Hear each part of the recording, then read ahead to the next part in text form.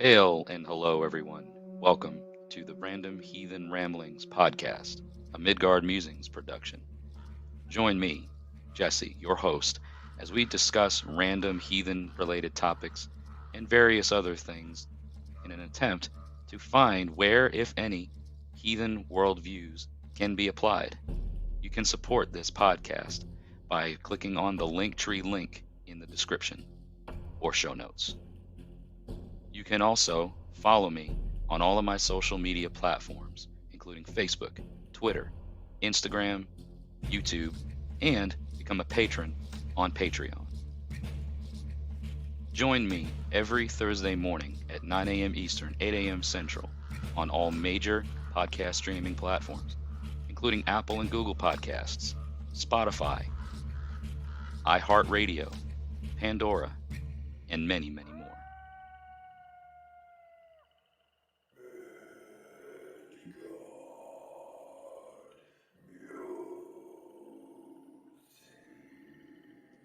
If you wish to have your voice heard on the Random Heathen Ramblings podcast, you can dial in to 615 671 9832. Thank you all once again for listening to the Random Heathen Ramblings podcast. Enjoy and hail to you all. All right, folks. Welcome back. Welcome back. Sorry about that. To the latest and greatest episode of the Random Heathen Ramblings podcast. Thank you all for tuning in. Thank you all for streaming. Thank you all for listening, watching, absorbing this podcast to whatever extent and to whichever degree your podcast absorption so appeals. I am on a number of streaming platforms, so wherever you're catching this, feel free to comment or let me know. It's always nice to get that feedback. I do have an analytic platform that I follow, so as I see lately, the listening platform tends to be a neck and neck tie between those on the Spotify platforms and the Apple Podcast platforms. I have to give a huge shout out to the folks at Anchor for allowing me to distribute this podcast on Spotify.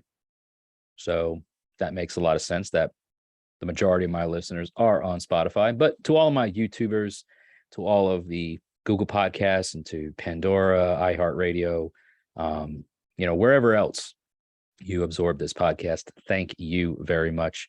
And your support is greatly appreciated. As we mentioned in the intro, there are a number of ways that you can support this podcast monetarily beyond just your views. If you want to get some cool merchandise, there is a spring store that you can buy Midgard Musings apparel.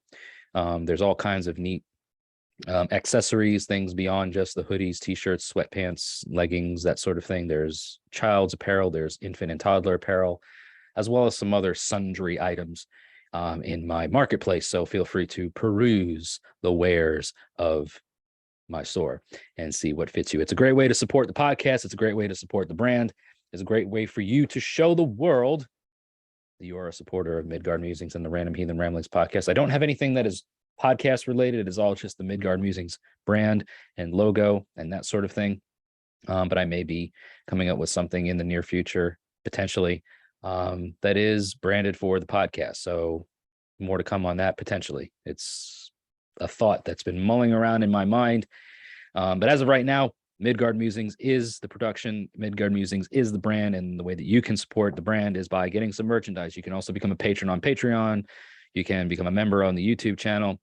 You can donate monetarily if you so choose through PayPal or through what is called Ko-Fi. As of right now, we are running a fundraising campaign through the Ko-Fi link that is annotated in the Linktree link, which you'll find in the show notes or description of this podcast, wherever it is that you're following. But click that Linktree link, find the Ko-Fi page, which is going to be labeled as Buy Me a Coffee, and you'll see that we are running a fundraising campaign for a near and dear friend of mine, Dingo. So if you want to help Dingo in some way by donating through the Ko-Fi link, you can do it there.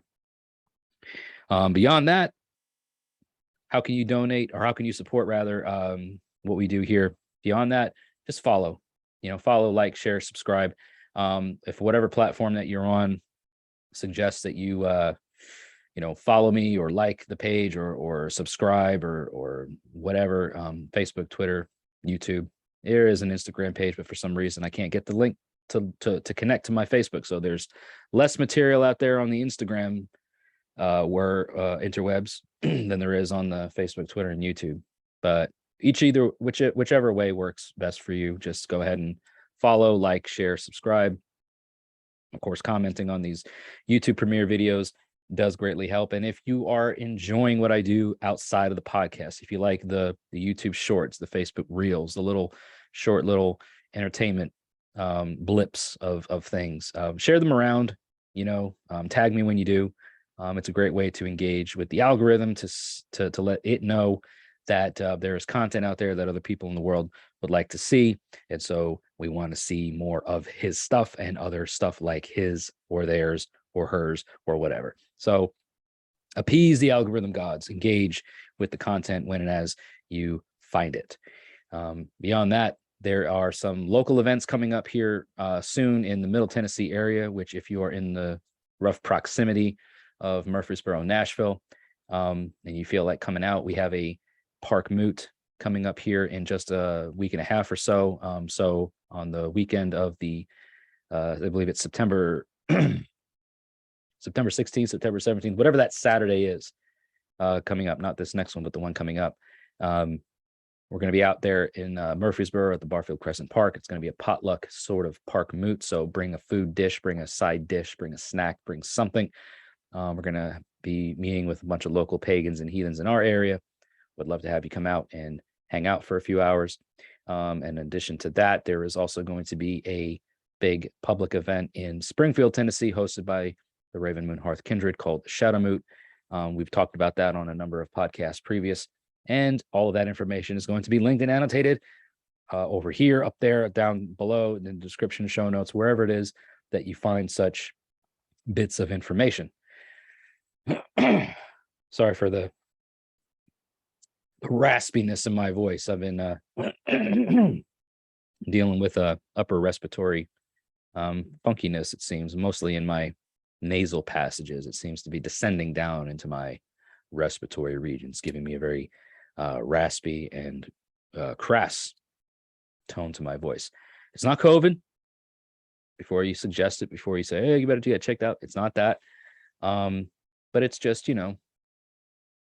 it's what you get when you have survived, walking pneumonia several times throughout your life and are tend to just be attacked in the upper respiratory areas. So nothing to be alarmed about, nothing to be concerned about terribly, but it is what it is. So today's podcast, I am very happy and excited to announce that we have a guest coming on here today who has been present on the Midgard Musings YouTube channel a number of times, especially during live streams. You'll, if you're a bit of a alumni to the channel, if you've been around for a minute, you might know who I'm talking about. And his name is Wyatt Coverdale. He has a YouTube channel himself under his own name. And he has a lot of neat things to offer in terms of just philosophical thoughts, processes. He's a young mind, but he's also a wise above his years, I think is a good, description of Wyatt's approach to things. He has a lot of neat perspectives on just philosophical things. So I suspect that today's podcast is going to circulate around a lot of that sort of thing. We're going to talk about a recent discovery that he had around a certain approach to magical practices. Again, this type of podcast today, I think, is going to be heavily leaning towards the personal experiences, the UPG side of things. It's not inherently heathen per se, but Wyatt has been a supporter. He was actually, funny story, one of the very first individuals who created a video on his channel as a shout out to me for having given him some sort of recognition or whatever during a live stream. And this was several years ago. The channel on YouTube hadn't been out for maybe more than a year or so. I forget how many subscribers I had at the time. but I did a live stream and he was there, and I like recognized him, like, hey there, Wyatt Coverdale. Hi there, nice to see you, whatever. And it absolutely blew his mind. He was very enthused about just being recognized in that way, and he went and did like a reaction video on his channel. So he's got a channel. It's going to be annotated as well.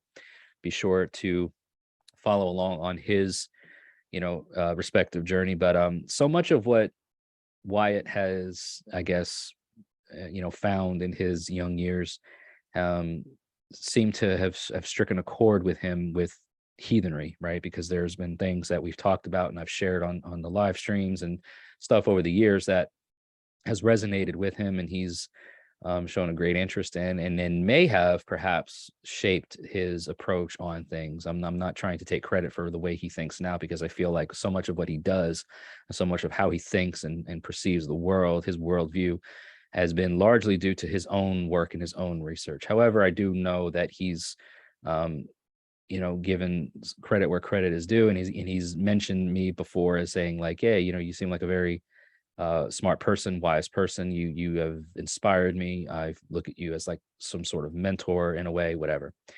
So yeah, it's really flattering, really exciting. I'm really thrilled to have him on the podcast for the first time. He's been again on the channel a number of times before. We've done some live streams and stuff where he's been on here. So welcome to the podcast, Wyatt Coverdale, for the first time, and let's see the kinds of things that we can get into today. So welcome to the podcast, Wyatt Coverdale.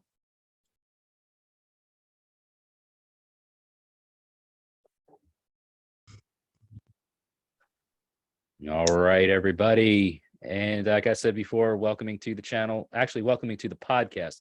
He's a regular to the channel and has been for quite some time, as I mentioned earlier. But welcome to the podcast for the first time, Wyatt Coverdale. Hey Jesse, it's good to be back on. Good to see you again. Good to see all of the people that are probably watching this in the future again. Yeah, man. Yeah, so this is a fun thing. I was alluding earlier, kind of before you got on here, just to kind of give some people a rough, background of you and the history with this channel. I mean, you're one of the first people that made like a like I say, like a reaction video, or I made like a call out to you during like a live stream. I don't remember exactly when or what it was, but then following that live stream or following that video, you went and put a video out on your channel being like, oh my God, Midgard Musings said hi to me or something. So we go back quite some time. Like it's been at least a few years, I think, since, we've known each other, seems like. Yeah. By the way, I'm really sorry about that. That was a really embarrassing way of introducing myself. No, man, I'm actually flattered by it, because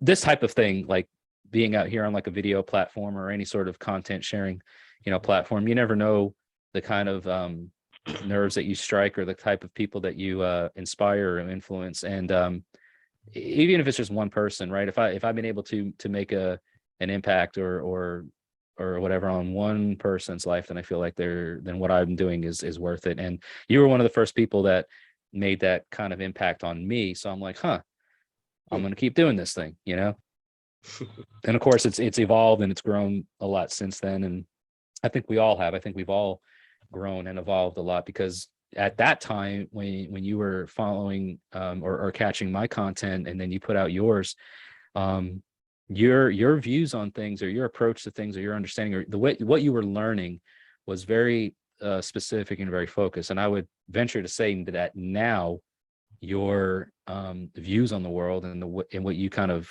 adopt in terms of your philosophy or whatever has shifted greatly since like we first quote unquote met online. Would that be accurate? Bits and pieces. I mean, I would say that I have definitely shifted in a philosophical sense. I don't think that I still work with the archetypes of the beings within Norse mythology. I still work with the magics like the runes and the golden ostosphere and all that. But what they mean has definitely changed me. Like, instead of seeing them as literal and theistic, I've sort of gone on to a more metaphorical approach to things, and seeing them more as like, what's the word I'm looking for here? like metaphysical archetypes for things. Yeah, I like that you use the the term archetypes, because I think with so much focus on religion, spirituality, philosophy, even no matter where you go, no matter what you venture off into, the archetypes exist, and they could be existing under certain names and certain aesthetics within Germanic cultures, Celtic cultures, Asian cultures, indigenous Native American cultures, whatever. Like the archetypes exist. So I'm glad that you mentioned that, because I feel like that may be something to key in on for a lot of people listening, watching and stuff. You may be thinking of certain things in a certain way, and the archetype is of whatever, but your aesthetic might land on specific regional or cultural types or whatever. So yeah. A sort of pro tip that I've learned in spirituality is learn the beings first, but then try learning what those beings represent, and try finding similarities between those beings and beings from other cultures, and sort of build yourself these archetypes for them, like these overall representations of what they are, and then realize that all of those beings are sort of masks for those same archetypes. Mm-hmm. Like the whole process becomes much more refined and therefore easier to work with. That's interesting, and because I some of the stuff that I talk about, and because of the content that I create is very specific to, like, Northern European or Germanic heathenry, that sort of thing. When I first got into my practices, it was very God-centric, you know what I mean? Like focused around the sacred, the divine, the deities, as it were, the beings. And I've kind of evolved and grown into such a path where I look to more of the, like they still hold a very important part of my practices, but I'm of the type to want to say, when you're first starting out, at least in Germanic heathenry, is let that come later on. Like focus on your immediate spirituality, your ancestral focus, the localized spirits, because there's so many beings that exist in and around us that aren't classified as divine. Like they're not gods. They're spiritual beings. They exist outside of like the physical, like flesh and bone part of the human element that we exist in, and can recognize other forms of ourselves in. There are other beings, there are other living beings that exist that are spiritual beings, just like we are, that have as much existence around us. And so I've always been like, well, or not always, but I've more recently been like, focus on that, because they are the forces around you that you share space and time with. The elevated, the higher forms, the sacred, the divine, like that comes, I think, in time. And if you want to jump into that right off the bat, right away, then you might be, and this is just my thing, you might be positioning yourself into a place where you're not prepared to handle what they have to offer. What do you think about that? I would say that you're pretty spot on. I mean, a lot of people usually come into these sort of spiritualities in a very theistic sense, and I'm not like trying to bully anybody who still has that theistic role. Like, you can believe what you please, but within at least my eyes, for my advancement within my philosophy, I've noticed that that's sort of like, the theism is like a sort of gatekeeping line in the sand, if that makes sense. It's the first process in the reach of, I guess, enlightenment, we can call it, for lack of a Scandinavian sort of term. Yeah. It's a way of getting familiar with the materials rather than knowing what the materials actually are. Like, I've had this sort of revelation one time, that while I was studying into Wiccan things, while I've gotten more advanced in my spirituality right now, I've realized that Wicca is sort of, it's like,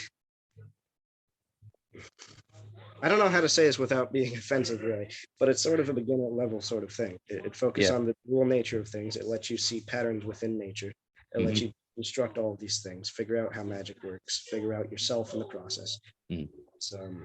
Well, I think, if we were to look at like the timeline of things in respective to our existence, right? Wicca, as we know it today, or as is probably used today, is very modern, again, in respective to other alternative religion and alternative views to spirituality, paganism as a whole, right? Polytheistic views of spirituality. You believe in an array or a multi-pantheon of deities. You know, it's not just one supreme being. There are multiple beings of superiority. There are multiple beings of a divine and sacred existence that have a place in the universe of the multiverse, maybe. And that Wicca is a very modern layer to that whole thing. Yeah. Well, regardless of cultural lens, I would say that the archetype is still there. Like, specifically the dual nature of things, the idea of yin and yang, or, you know, the mother goddess and the born god, or whatever they're called. Some people call him the green man. Yeah, I was talking with somebody else recently, and that kind of topic came into the conversation, where no matter what, you know, cultural differences, there's been, and he kind of narrowed it down to there's always this Mother Earth, or Earth Mother, or Earth Goddess, and a Sky Father or Sky God. Like, there's that again, going back to like archetypes, right? Like, there's across multiple cultures and, you know, various pantheons, there's this archetype of a Sky Father and an Earth Mother, and how interesting that is to think about how the earth, the fertility, the mothering aspect of things resides in the ground, whereas the lead, the I don't know, the father type has its place in the heavens, the sky, you know, maybe the above, I don't know. So yeah, it's all very interwoven into things, and I don't know, it's really interesting to connect to different aspects of all that across different cultures, like you said. Yeah. But what are you into now lately? We talked earlier, you know, like I'm reminiscing about one of the early videos that I did, and you were really interested in the runes, and you were at the time, at least, crafting your own rune set, and you were very limited in with the materials that you were dealing with, and it was like cutting them out of cardboard or construction paper. And I thought that was really admirable, because regardless of the materials that one has to work with, the intent and the purpose behind doing it has, I think, more weight, and then there's more power in it versus the actual material, right? You may not be able to procure wood from a fruit-bearing tree, or stones from a river, or whatever the case might be, the more common materials that you might see used. But you were being innovative, and you were thinking with a pure heart, I felt, and it was really neat to see you take that approach. So since then, you know, where have you grown? Like, what has been your story since then? I want people to know a little bit about the saga of Wyatt Coverdale, if you're willing to share it. What exactly are you asking of me? Do you mean like how I view that that concept of the runes now? Yeah, let's start with that. And see where it goes, since I brought it up. Right. So the cardboard thing, not a lot has really changed since then. I've gotten better materials, of course, from your rune set. Thank you, by the way. I would say that aesthetic does make a pretty big change in Magic, because it sort of sets up everything. But regardless of that, the material which you use doesn't necessarily matter much, so long as I guess the archetype of what you're trying to represent there is still within there. I mean, once you get to an advanced enough level in it, you don't even need the materials anymore. You can just do it in your head. But that's one of the most important revelations, I think, in Magic, is that minimalism is like a way of refining yourself, in the sense that you don't need the most high-priced materials from the most rarest locations. Sure. Oh yeah, I mean that's I would definitely agree with that. I mean, most of the material that I procure for my craftings are readily available in the marketplace. You know, they're not you know, it's not like I'm making regular rune sets out of, you know, 1,000-year-old bog oak. You know what I'm saying? Or some like lava stone from Iceland, you know, or whatever, from a volcano that's been around for, you know, 6,000 years, or anything crazy like that. Hold on, we got a battery issue. I have my computer next to me. I have a Word document in case we need to take notes. Okay. Yeah. But they, like, yeah, I don't know, man, like the the I see a lot of people like really trying to focus hard on like, the runes lately. Getting a rune set, making a rune set. Where do I get one? What should I do with them once I get them? And it's kind of like, well, why are you even there? Like, why have you even, like, what even brought you to the runes to begin with? Like, there's the whole why aspect. Why are you here? Why have you come? Why are you here right now? Why are you looking at this aspect of things? Right. Sorry, my dad is outside. I don't know if you can hear that or not. It's all good. It's all good. It's just the way the random heathen ramblings goes, man. It's so random. Sometimes you just get, stuff that pops up that you don't necessarily expect. So you were talking about like you haven't the things with the runes haven't really changed much for you in the sense of the workings, but what has changed for you?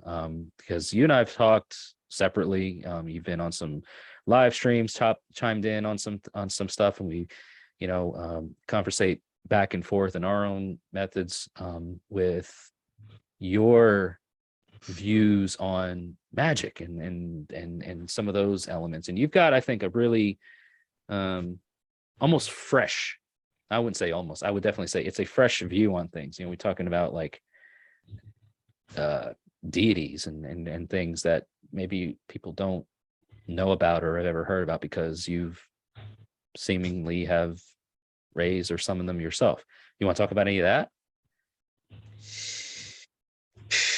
I don't know where I could begin.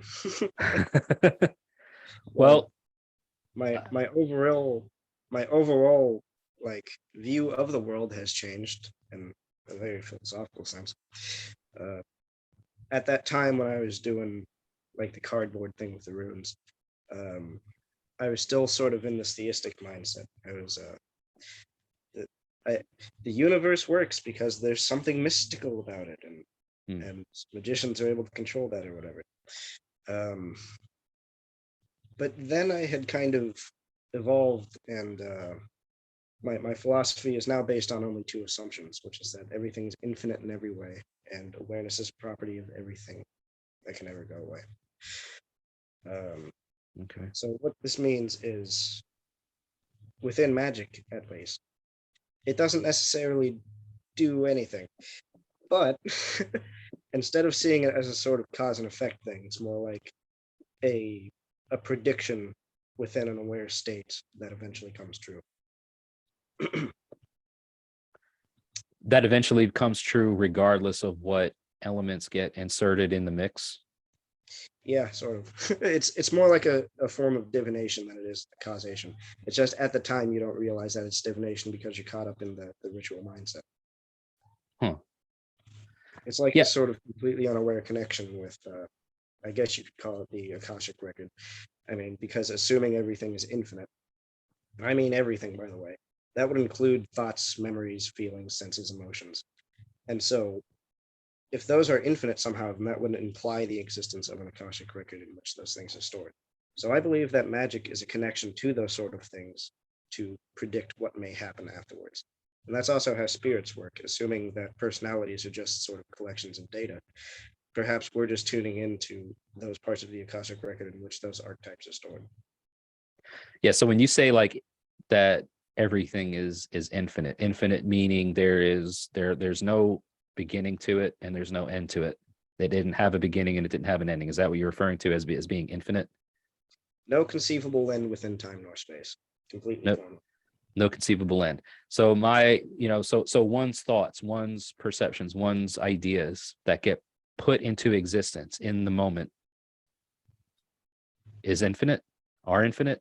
There's no conceivable end to an idea that a person may, I don't know, write down on a piece of paper or speak into existence or portray in any sort of digestible format.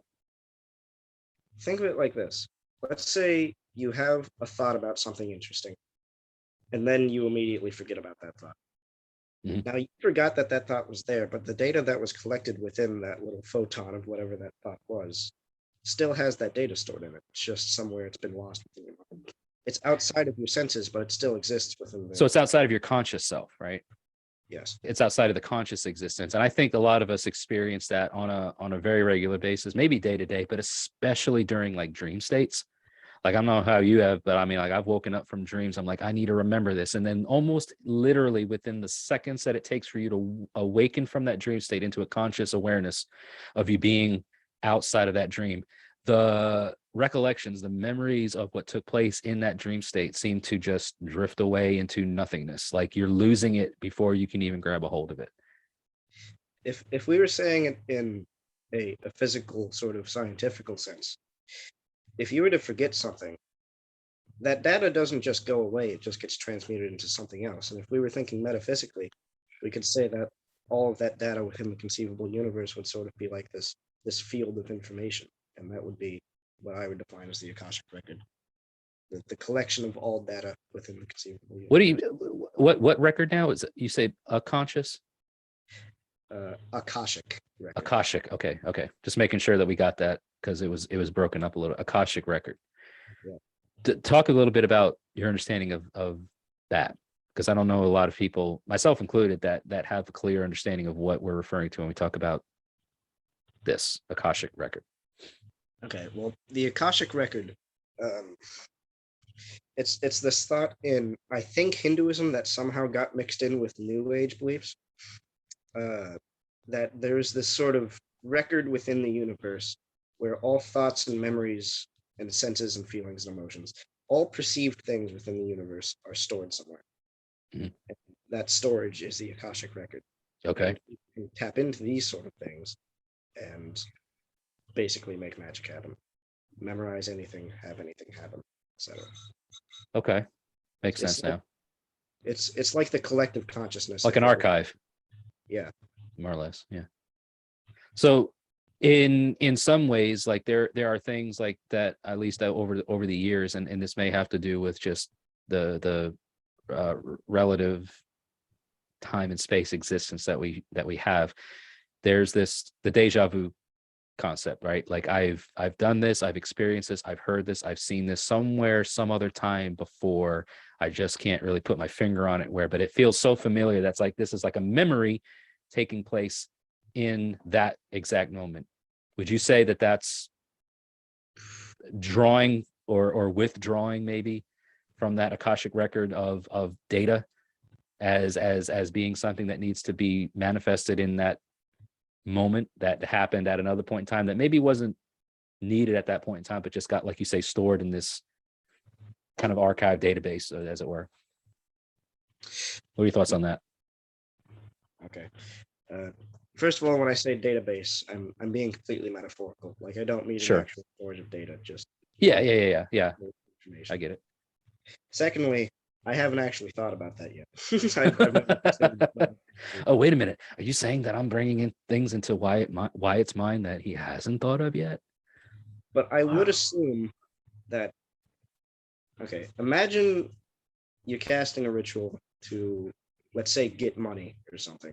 And now that ritual, with the understanding that I have, would be a sort of divination in which you're in an unaware state, predicting that money will come to you, and then it will come to you.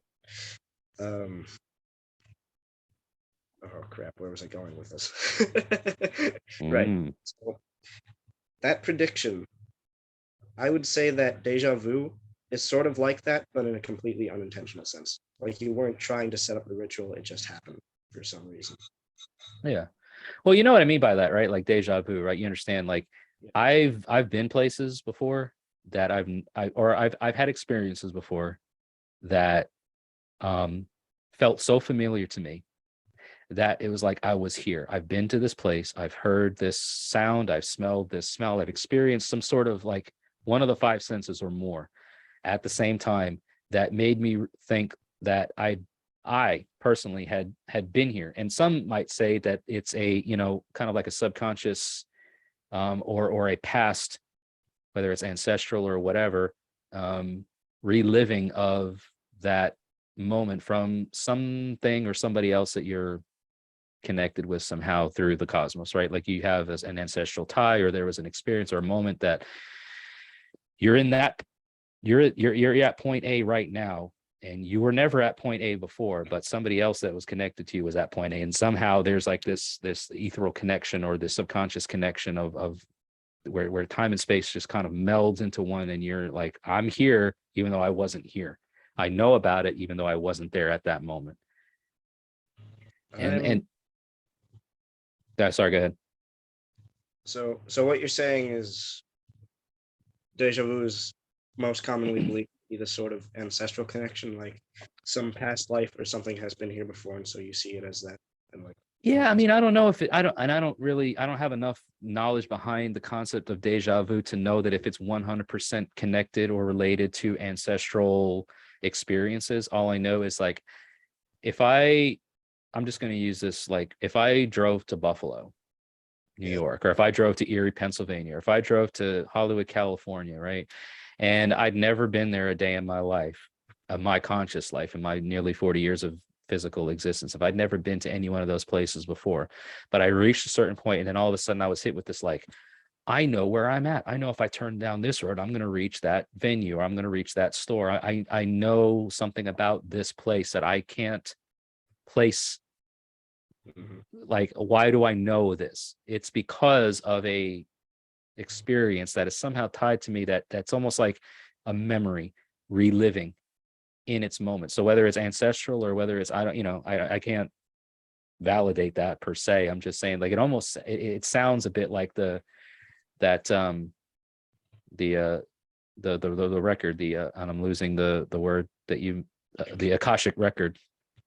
Like that's where that information is stored, and then because of whatever conscious effort was done in this space and time, it's now being manifested in from that record. I don't and I'm going off into like some woo rabbit hole thoughts of things, but could it be that within the Akashic record of data, right, that's where we get such experience as deja vu? Because it's not that we're trying to manifest it right now, it's just that it just so happens it needs to be manifested right now, and that's why it's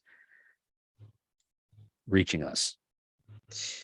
So my theory on this, that I totally just came up with along the way, so don't trust it. Yeah.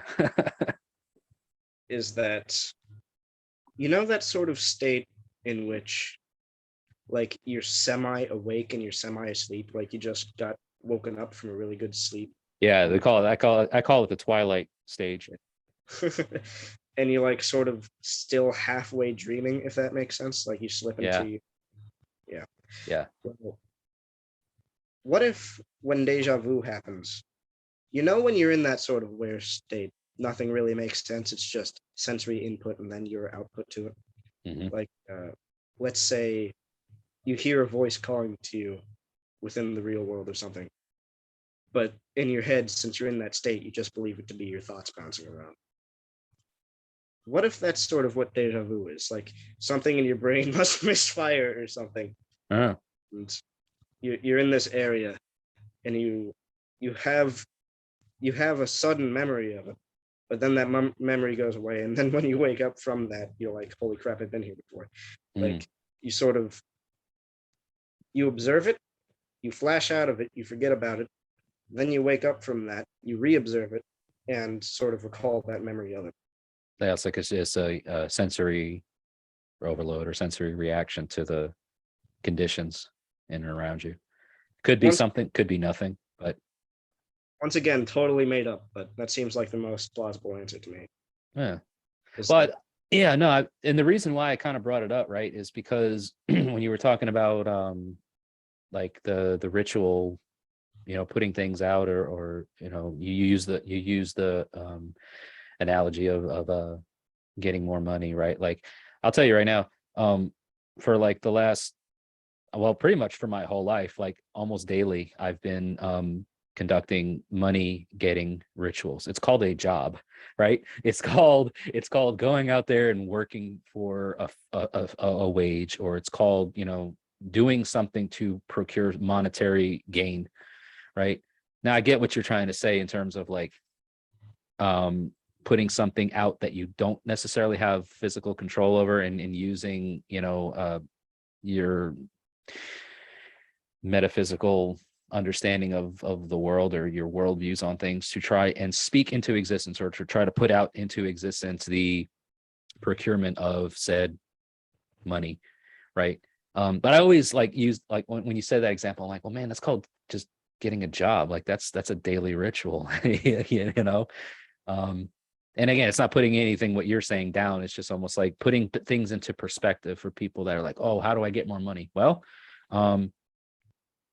you become creative. You think of ways to, you know, work the system to your benefit and to procure monetary gain in a way that is beneficial to not just you, but maybe to others. You know, you either provide a service or you provide a good, you know, I mean, that's business. So like, but some of the other things, you know, like, I don't know, I think a lot of times, like, money is one of the things, like money getting, like, how do I get more money? How do I become more wealthy? How do I, you know, attain more wealth? Some other things might be such things as maybe non-tangible stuff like love and affection, right? How do I win over the heart of this person or that person? How do I make them like me? How do I, you know, and there's like plenty of stars, like you're familiar with some of like the Icelandic, you know, the Galdastafur and some of the other like Icelandic rune staves and things that are heavily rooted in Judaic Kabbalism. Like there's a lot of that is clear in all that type of magic, I guess you might call it, that has, you know, you put this staff for, you know, to sleep better or to not sleep or to, you know, get over an upset stomach or some of these other things, you know. I don't know. I feel like so much of it is like the mysticism behind it is maybe, I don't want to say lost in the translation, but it's like, are you actually doing the thing first? Are you doing the actual literal work first? Like, okay, so you got a job and you know, whatever, you're taking the right vitamins, you're eating good, right? You're doing all the physical things that you need to do to obtain the results that you're trying to obtain. I feel like some people they skip all that. They want to just get into the whole quote unquote magical aspects of things. Like, how do I accomplish X, Y, Z? And they don't want to do the work. They don't want to actually put the work in to achieve it. Yeah. I would say that calling work or calling a job a sort of ritual to get money, you're pretty spot on with that, because doing the work itself does not somehow generate money spontaneously. Doing the work gives you a very hard set prediction that money will come from doing it. And that sort of synchronicity is what causes that to happen. Now, if we apply that to other things, like say, if you sprinkle water on an altar or something, and it will cause a storm. Let's say that, for example. Right. That would trick your rationality into believing that. And now that your rationality is with it, now that your sensible self is with it, although completely unawarely, you're sort of predicting that was going to happen. Now that your awareness and your senses are sort of in tune with each other, it becomes a lot more rationally plausible to happen. That's how I see magic working. So part of it placebo, part of it is like this sort of akashic prediction. Yeah, that's a good. I think that's a good like summary of it. It's you know, there is the placebo effect. I think no matter how devout you are into whatever approach you may have into, you know, spirituality, religion, philosophy, metaphysics, like sometimes you believe it to be because it's the placebo effect, right? Like you know, you just have that's there. And it's a good thing to recognize that. Yeah.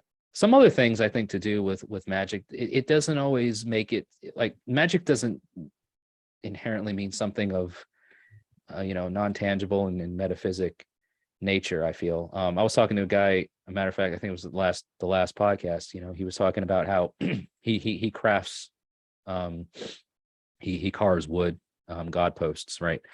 And it's 100% Germanic in its aesthetic and in his nature. So he carves a lot of like the Norse gods. And he was telling me a story about how he carved an Odin piece, and he presented it to a friend of his who was or is atheist, and has he has nothing to do with paganism. He has no spiritual background in any sort of specific sense. And the gesture of the gift, like when he presented this item to his friend, he was telling me that his friend held the item, which again to his friend was just a carved piece of wood. You know what I mean? Like it had nothing of spiritual value necessarily to the man. But regardless of that, he held it, and it was brought to tears. Like he felt so moved by, we can only assume, the gesture, the gift, and what it meant, that it brought this person to tears.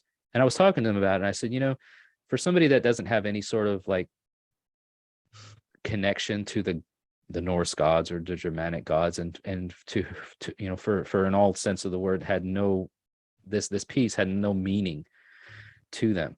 The gesture, the gift, the presenting of this item to this person may have been magic in and of itself, because of its intent and of its pure desire to want to give a gift to a friend. Like that can really, that can change someone. And when you talk about giving things to people, and then all of a sudden their minds are changed, or their hearts are gladdened, or like that's magic at work. That's literal. Like you're changing someone's emotion through the effort, through the process, through the doing of things. And whatever chemical things that are going on, scientifically speaking, you could call that magic, man. Like I feel like you could. Like there's magic at work at that point, to me. I would say that him giving the atheist guy that God post is sort of like the emotional / metaphysical version of saying, "Hey, here, drink this." It's a very sort of chemical reactions in the brain can definitely be triggered through emotions. I've proven this multiple times, and so have a lot of other people. Yep. So I would say that within that, the magic takes place. Well, partially. As I said, it's sort of partially placebo and something actually mystical, but that's a majority of it. Yeah, right. Because I mean, I'm again, without being there, without knowing the full details behind it all, like the day that this all occurred, right? I'm sure, I could only assume at least, that the man who was given this gift had no intention or no thoughts of being impacted in that sort of way. It was a sudden, random gesture that triggered the effect that it did. So, but I think again, whatever depiction or whatever description you want to place on the word magic or whatever, I feel like there's more feeling behind it than there is a definition. It's there's magic that exists in so many things. Things are magical without even being the work of magic. You know what I'm saying? Like, I talked recently about an experience that I had, because I go on these like river walks nearby my house, and it's a river that has a lot of traffic. There's a lot of people that frequent it. But I stepped into the river, and I go like literally, it'll vary from like ankle deep up to like above my head. So it's very different, like the terrain walking through the river. You never know, what hole you're going to step into or where you're going to be. So it's a bit of a challenge in that way. But when I walk into the river, it's almost like stepping out of my normal existence into the wild's existence, because this is not where I live and breathe and exist every day. It's where they exist and breathe every day. So in that sense, right, it's literally physically just walking into a river. But for me, in my mind, it's like stepping out of a realm into a different realm, and I am interacting with other beings, and I experience things that happen in nature all the time. Herons fly over, they croak, they make themselves present, right? All these various things that for the average Joe might just be like, well, that's just them being them, and that's just them doing what they're doing. I'm like, yeah, but I was there for it, and I was experiencing it. And so for me, in that state of mind that I was in, it was a magical experience. It was connecting with other sentient beings around me that are not human, that are living in such nonetheless, right? I get what you're saying. It's the sort of I I go for walks, not too often, but often enough. Um, and Barefoot? something about it is no, not barefoot, Oh man, you're missing out. dude. I live in like as ghetto could possibly ghetto. If I walk barefoot, I would have needles in my feet. Well, yeah, I mean, okay, like be careful, right? But if you can find like bare ground, like grass, even like take your shoes off, walk in the grass where it's safe. It's a living experience. Sorry, I didn't mean to cut you off there, but go ahead. You do walk frequently, whatever, but go ahead. It's all good. So I feel it as a sort of very liberating experience because when you're there, let's say without technology, usually, okay, I usually keep my technology in the house while I do it. You are away from everything and you're sort of just left with your thoughts and whatever your environment is giving you. And it's this very liberating feeling in the sense that nobody is telling you what to do. You have nowhere to go. You'd be totally cool with dying, in other words. Like you could die right there on the spot and be perfectly fine. And I think that's what most people try to achieve with spirituality is this. That's what I would see as enlightenment, really. It's a gruesome way of seeing it, but it's like a freedom. Yeah. Yeah. Like the freedom to fall back into nothing, basically. It sounds more morbid than it should, but that's sort of what it is. Well, I think that well, the morbidity of it is I think where the liberating aspects reside, because there's so much unknown about life after death. Largely it's based on, first of all, what have we been told our whole lives, what has been fed to us through whether it's indoctrination or spiritual beliefs or whatever, or what we discover as we grow through our lives, right? Like we don't just come up with this concept of what life after death is like on our own. There's influence somewhere, somehow, that brings us to this concept of what it's like. So I feel like and I do the same thing, like when I go on those river walks, because again, I never know. I mean, I know now because of the places of the river that vary in depth. I don't take my technology with me because, first of all, like it's, $1,000 piece of equipment. I'm not gonna bring it into the river and risk getting it destroyed because I step into a deep hole and then my phone is underwater. Number one. But secondly, it's like I don't want it with me. I want to be just me and nature. I want to be out here with them and have no other sort of distractions or whatever with me. But so like the morbidity of the being free to live and die in that primal existence of ourselves, it touches on a very primal or primordial essence of us, pieces of ourselves that exist that haven't really been awoken or spoken to or touched until we go out there. Here's how I see it. I'm gonna try and run you through a hypothetical here. Let's say there's somebody who does not have access to technology, has no job, has no house to worry about, has no friends or family to worry about, literally has nothing to live for. He's just sort of wandering about and has the full ability to just,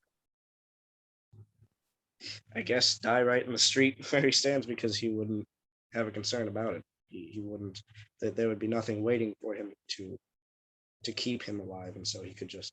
So to a person who is trapped within the delusion of society, that sounds like a very terrible experience. To have no friends, no family, no job, nothing to live for, no purpose. This sounds like a terrible thing, and people would usually strive to not have that at all.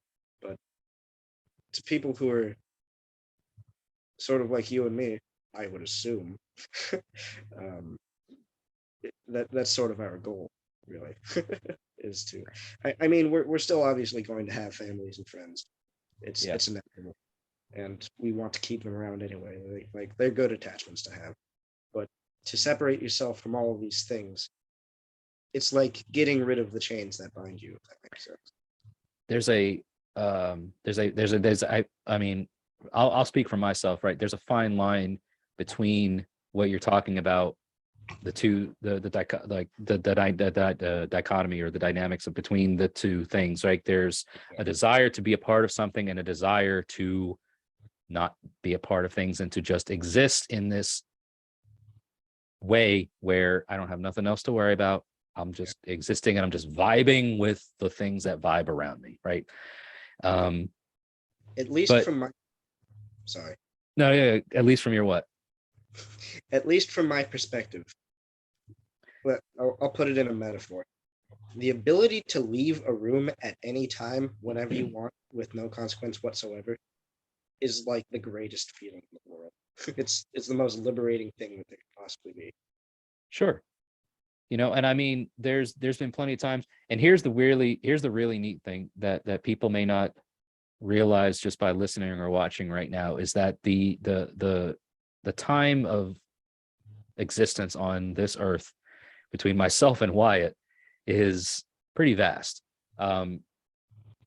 You're much younger than I am, and so the experience, the time on this plane, right, the time of it in this world of a physical existence shapes a person differently. So the longer you're here, I think there's going to be things that, again, shape your views and provide a perspective. And for you to have the perspective that you have right now at such a young age, I don't know many people, even myself included. I don't think I was thinking the same way about life that you are when I was your age. And so there's that whole thing to take into consideration, how it's a perception, right? Like, okay, so is 40 years versus 15 years on this planet really matter? Does it really matter when you take into consideration what we're talking about right now? Like, this is conversation material that I would be having of with somebody, I think, who was at least my age or older. So we're blowing things out of the water in terms of stereotypes right now. Like, for anybody that thinks that you can't have an educated conversation with somebody who is, decades younger than you, here's the proof you can, and you can learn from people, and we can learn from all types of walks of life. So again, the line between existing with purpose and wanting to exist without purpose, and just having that freedom to be void of it all without fear of consequence, again, it's a fine line. And that's where I feel like those that have the tenure, those that have the miles under the tires, look to experience that freedom, that freeness, that liberation through such things as shamanic work, because you have that temporary ability to leave and be something else and be somewhere else and do other things that have no consequence of your other half, your other part, the other side of you, the other parts of you that work from the day to day, that have responsibilities, obligations. It feeds that desire to want to just be free of it all, and in a good and holistic way. Yeah. Well, first of all, I'm flattered. I didn't expect that to be said. Well, I don't first of all, I don't bullshit here. I don't say things that I don't really mean from my heart, and what I say is said out of sincerity. Thank you, Jesse. Yeah. I think you've been probably a pretty large inspiration to me. So if that means anything, there you go. Secondly, Yeah, sure, it does. Thank you. Yeah. The reason why I'm like this at this age is because I'm one of those people that don't really have much to worry about. Like, I spend most of my time in my room just thinking of stuff and watching things. Mm-hmm. Everybody out there, if you at any time have children, I'm not going to tell you how to raise them, but at the very least, I suggest that you just give them like 2 hours outside where they just do nothing. They just sit there for a little while and think. Because after a while of that sort of isolation, they gain this sort of self-awareness, and they're able to see things within this sort of state. I think that's where I'm getting this from, is that after a while of just sitting and sort of doing nothing, you start thinking of things beyond just societal norm. You look past that, you're broken out of that, and so you can think of higher philosophical sort of thing. Well, I think you're in a very unique position yourself too, because once again, I don't know many people and many adults with children that have adopted that sort of mentality. Because again, one of the saddest things that I've come to recently learn about is a very large, respectively large global organization that has very racist roots. It's the AFA, and they have this online curriculum for homeschooling, and they started with the kindergarten curriculum. They are actively developing learning curriculums, educational curriculums that are built around their ideals and their thoughts and their processes. They're literally shaping future racists. It's disheartening. It's disgusting. It is tragic, to say the least. And anybody that's listening, watching, that wants to know more about it, runestone.org. If you go there and you look at their information and stuff, and you'll see it is 100% racially driven. It's disgusting. So with that being said, like there's a lot of that effort being going to indoctrinate and to teach impressionable minds. Okay, because again, they're starting at the kindergarten age. That 5 to 7 year old brain is like, you literally tell them that water isn't wet, and they'll believe that water isn't wet. Like they'll believe what you tell them. It's and when that kind of effort is being put into such impressionable minds, rather than cultivating and nurturing them into a holistic view of things, and perhaps being given the opportunity that you have, Wyatt, to discover things yourself, that's more of what I want to see. I want to see, like, you nurture children, you nurture those impressionable minds to know what the world is around them, but give them the opportunity to learn themselves, and at a point give them the opportunity to discover and learn things themselves. So many people are afraid of having their kids fall and hurt themselves. Like, well, that's how they learn. That's how we learned. You learn from tripping up and falling along the way and making mistakes. Like, touch that hot thing because it's going to hurt when you do, and that's part of the learning process. Personally, I don't think that an institution in any capacity can teach these sort of like philosophical things. If we're talking philosophically, like there are some great like hidden schools of thought in the world that attempt to, but it's more of a personal revelation that you get to, and those are just aids for it. Yeah, well, I agree. I would agree that schools aren't really like, they provide useful information if you're trying to exist within the society, but they don't provide useful information of what you're doing here, how to be happy, this deep philosophical stuff that we're talking about. Yeah, they don't provide any of that, and so I feel like a lot of people are sort of spiritually lost in a way, if that makes sense. They are, man. I think a lot of people are spiritually deprived.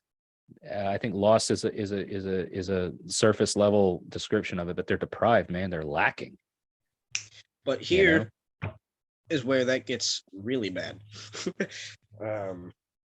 People can definitely use that against you, because a part of learning these sort of philosophical things is that feeling of liberation that we've been talking about, the sort of enlightenment of purposelessness, if that makes sense.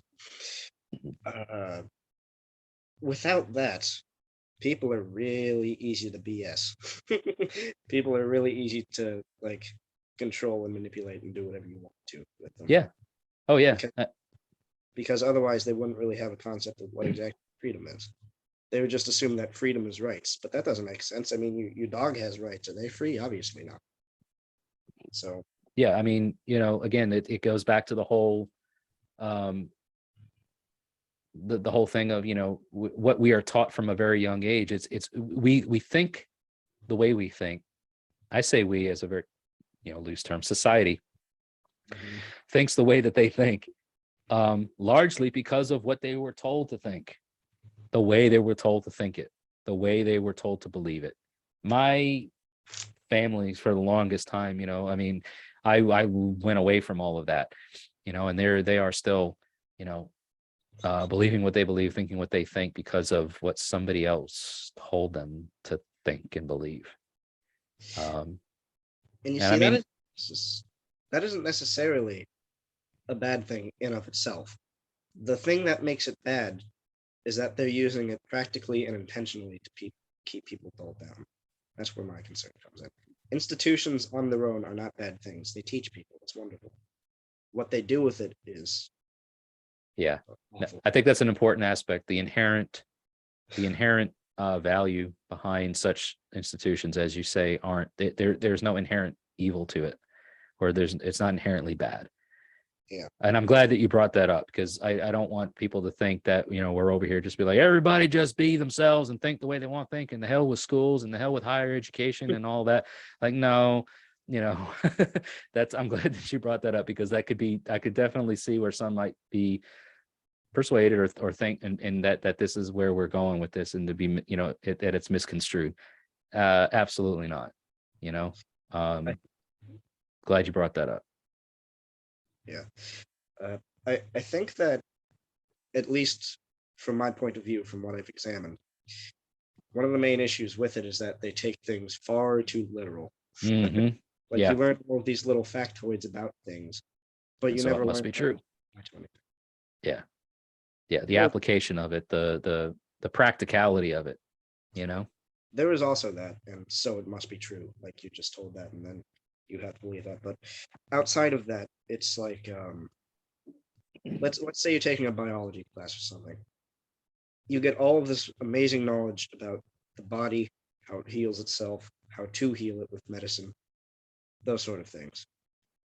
But what I feel like they neglect to teach in those sort of schools is, although that isn't the topic at hand, okay, that's fair, teach them how to apply that biology to other things.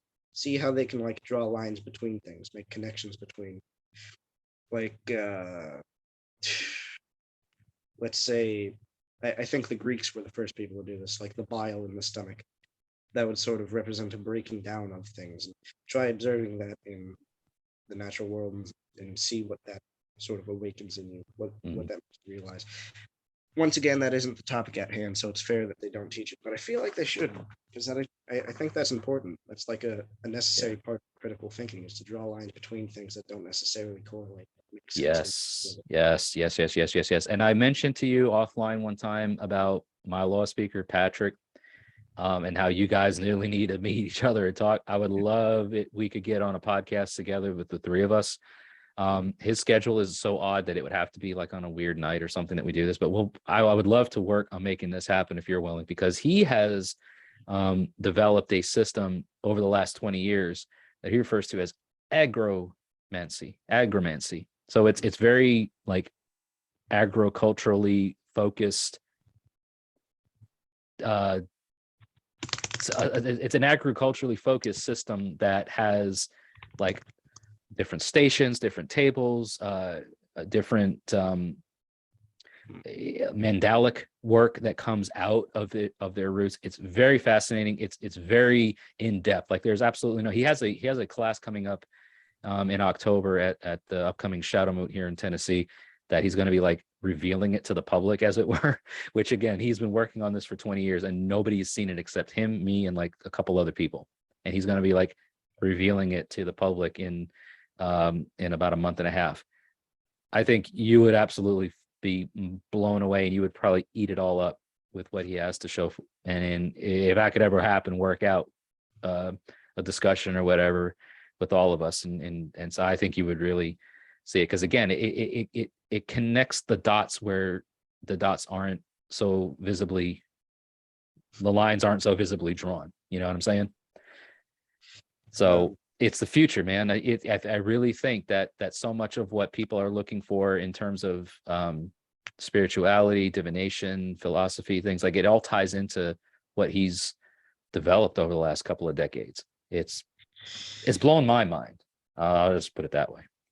I think I'd be pretty enthralled by it. I think you would too. I have yet Either to, that or you'd be scared away. You'd be like, what the hell is this? well, I have like a mix of Platonist and Pythagorean like philosophy mainly in my group of the mix, So I'm not sure how much of that would correlate, but it'd be interesting. Well, I didn't know how much Norse, Germanic, Norse paganism would correlate, but you find things that do correlate. So I think that regardless of what one's persuasion might be, I think that because it's agriculturally based, it's literally like the germination, the gestation, the whole like life cycles of things. It resonates across no matter what your philosophical or spiritual approach to things is or are.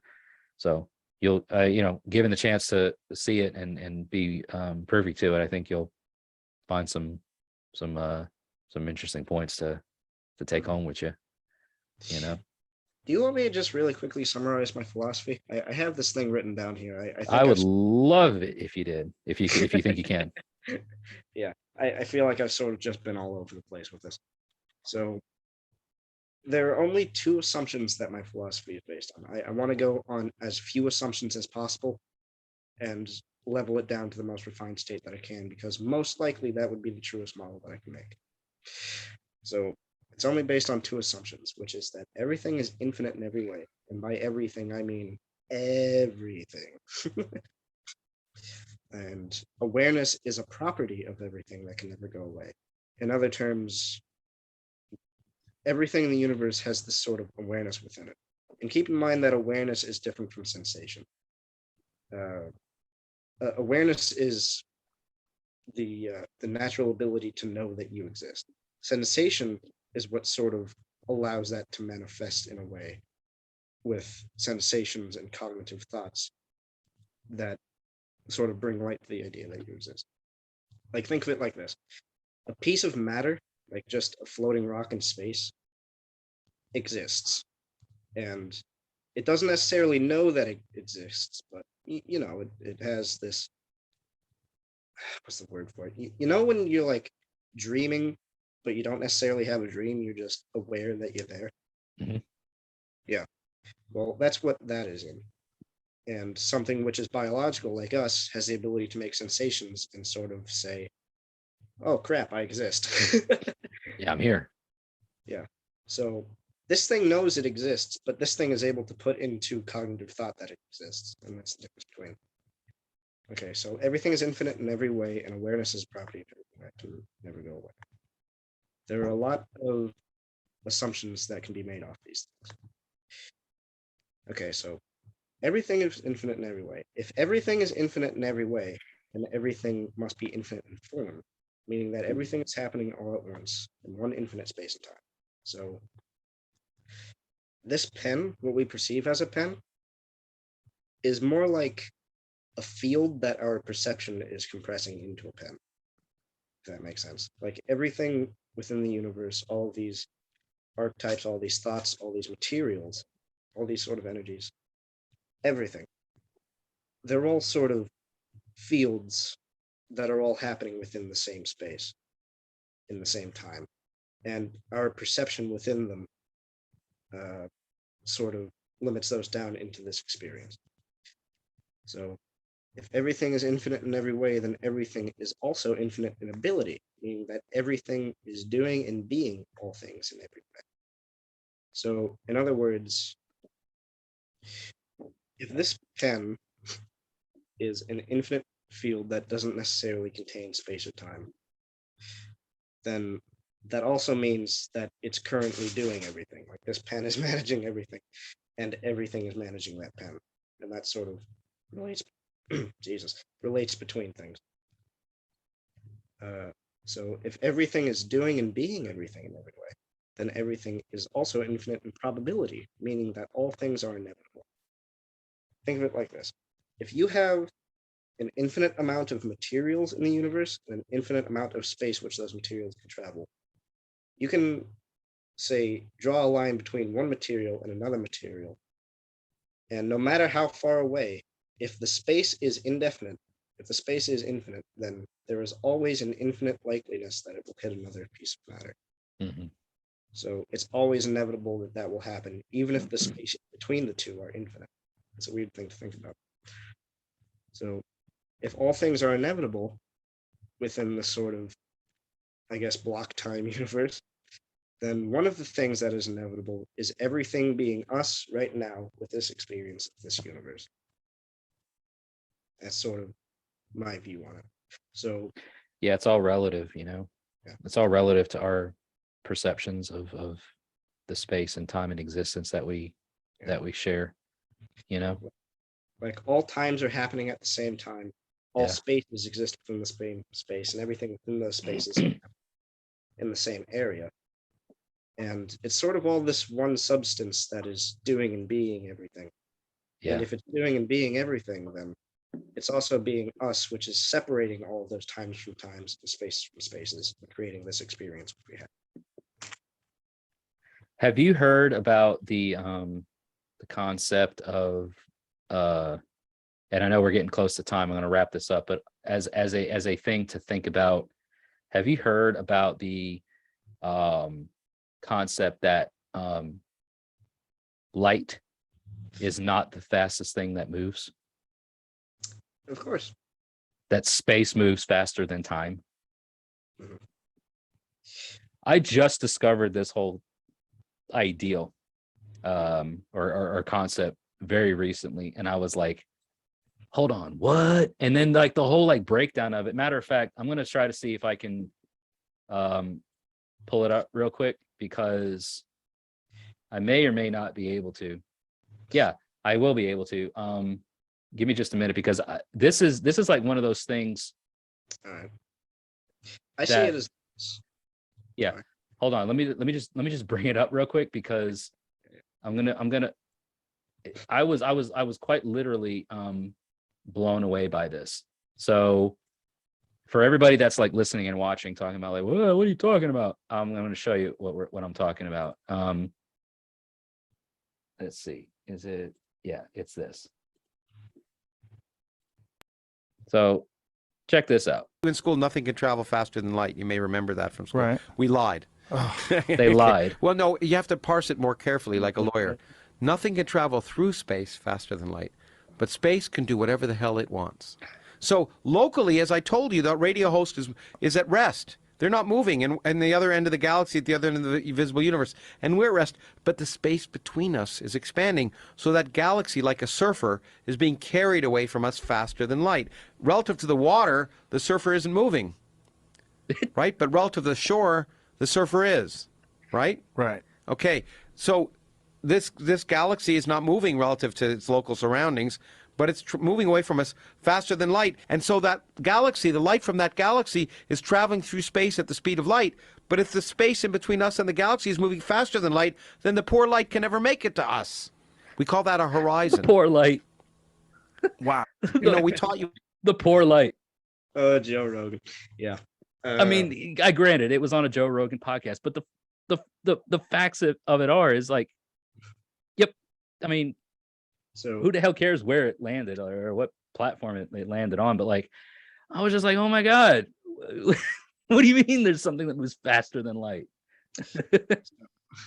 So two things. I do not see space as different from time. They're sort of, in my philosophy, they're the same thing.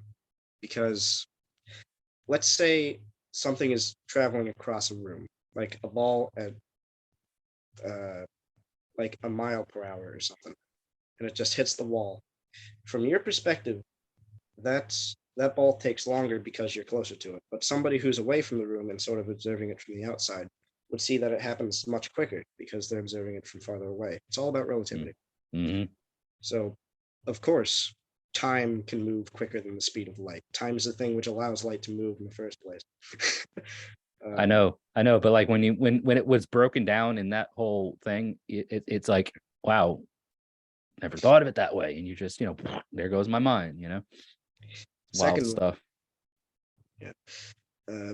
Secondly, assuming there are infinite things in the universe with infinite properties, like all sort of materials in different forms, shapes, amounts, velocities variation, then there will always be another thing which is quicker than something else.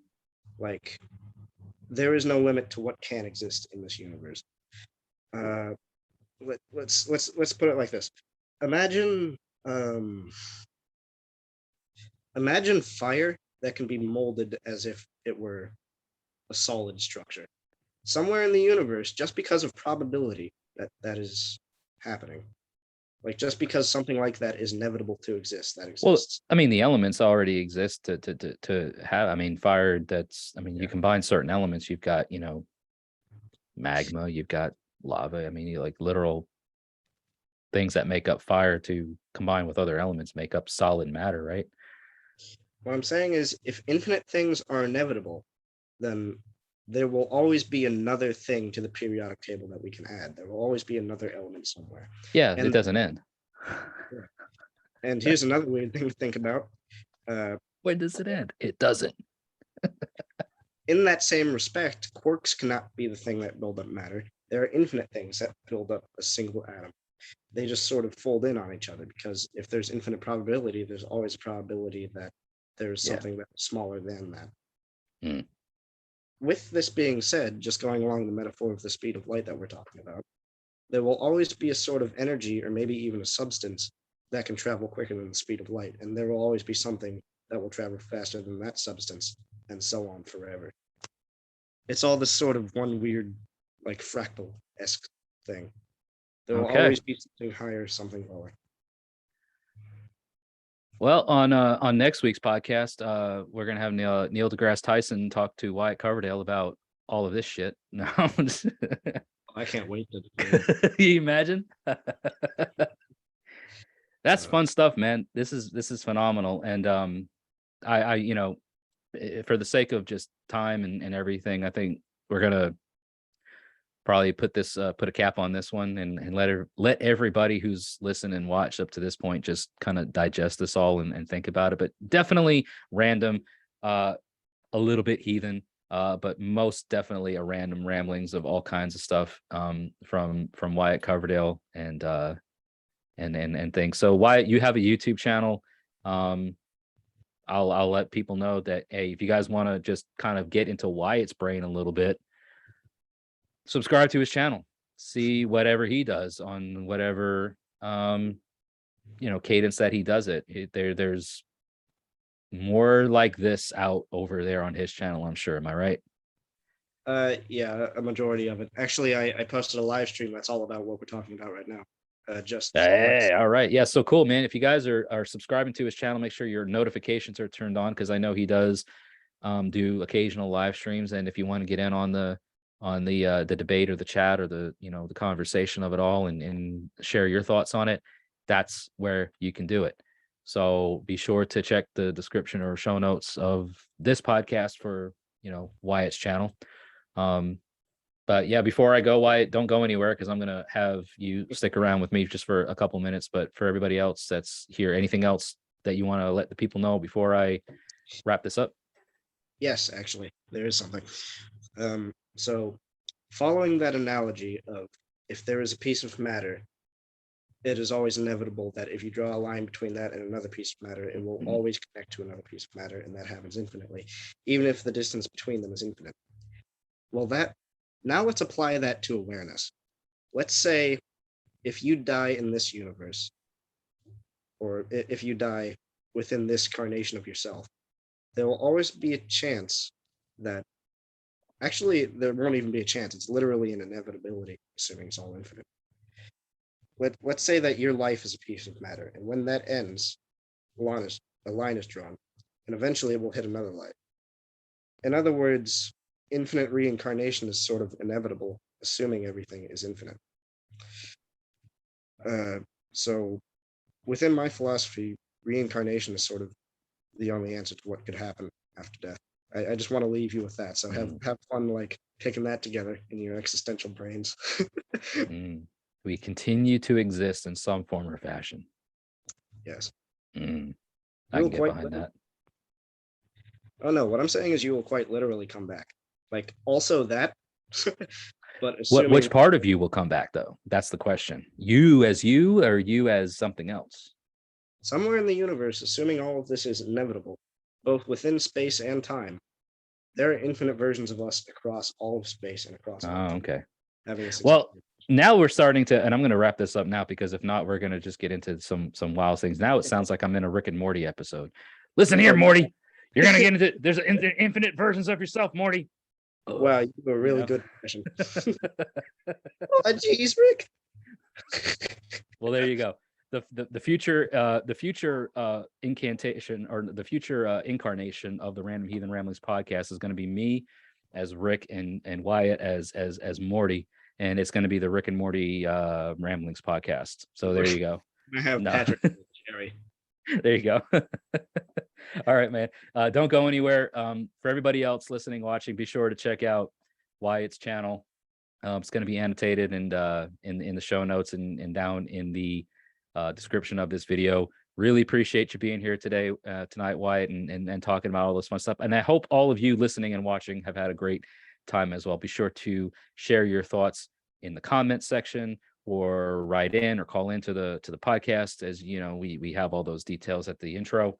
And until we all talk again, may the gods continue to notice you, and may your ancestors smile upon you.